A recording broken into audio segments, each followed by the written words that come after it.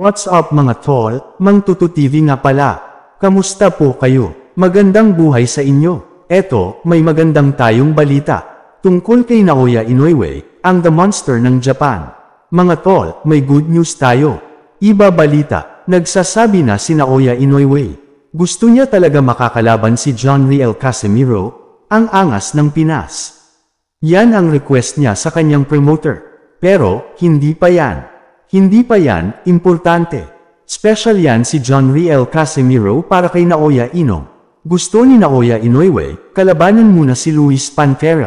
Pero, excited din si Luis Pantera na kalabanin si The Monster ng Japan, Naoya Inoue. Yan nga ang sabi ni Luis Pantera.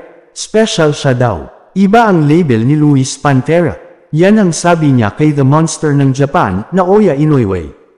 Yan nga ang sinasabi ni Luis Neri. Huwag muna magsalita ng tapos. Baka magaya ka sa iba dyan. Napila ka ni Naoya Inoue ng gloves at suntok. Ingatan natin si The Monster ng Japan. Iba ang kalidad ni The Monster ng Japan, Naoya Inoue. Pila-pila na kayo para kay The Monster ng Japan, Naoya Inoue. Uunahin muna ni Naoya Inoue si Luis Pantera Neri. Ang isusunod niya si Murejem Akmadalib.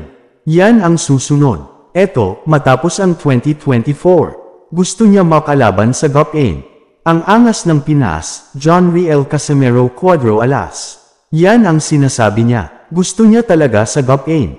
Kasi, naiinggaya na siya daw kay John Riel Casimiro. Isipin mo naman tinawag siya ng Japanese Turtles. Yan ang sabi ni John Riel Casimiro. Japanese Turtles daw, si Naoya Inoue. Grabe, gigil na gigil talaga si Naoya Inoue. Kay John Riel Casimiro, yun, nag-request na siya sa promoter niya. Pero, alam naman natin, ibang kalidad ng angas ng Pinas. Bilib na bilib din ako dito. Sa pangbato natin na si John Riel Casimiro Cuadro Alas ang angas ng Pinas. May iba naman tayo, galit na galit pala, si Silver Voice TV. Ay, hindi mo kahit nga yung mga malalakas sa super bantamweight, hindi mo kinakaya na. Kahit nga yung retiradong trainer, sa nasabi ni Sir James Yasat, tinignan niya yung highlights niya, nagpa-punch meet. Diba? Nag-draw ka. O anong pinapakalat ng mga alipores mo? True, hindi naman siya natalo. Ano sabi ni Sir James? Hindi ka nga natalo, pero hindi ka din nanalo sa isang retiradong boksingero. Naintindihan mo? Tapos si Tapales kulang sa suntok. Ano yung sa'yo? Sobra ka sa yakap. Diba? O tingnan mo yung pangalan mo.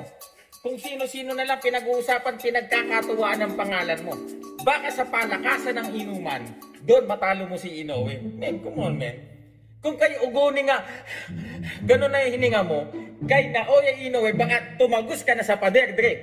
Diba? And, huwag mo nang problemahin yun. Kasi, man, Mr. Honda, Naoya Inoue, maging ang promoter mo na si Ito, sinasabi nilang wala ka ng tsansang labanan si Naoya Inoue. At ano ang magiging karapatan mo para labanan ang isang 2-division undisputed champion? Anong pinagmamalaki mo? Ha? Yung tiyan mo? Yung leg mong malapad? Yan ang real talk dyan, mga kaibigan. Diba? Naoya Inoue, yung plano sa kanya, malalaking laban na at wala ka na doon. Mag-vlog ka na lang.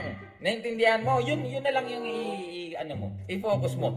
Mag-vlog ka na lang, ipahintulutan mo yung kapatid mo na magpanggap na ikaw, tapos pagka nabash na naman ng kapatid mo, ikaw ang bibidyohan para kunyari siya nagsasalita. Alam na namin yung galaw. Magkakasama tayo dati, di ba? Itigil-tigil mo na yung mga ganyang ganyang taktika mo kasi nagmumukha ka na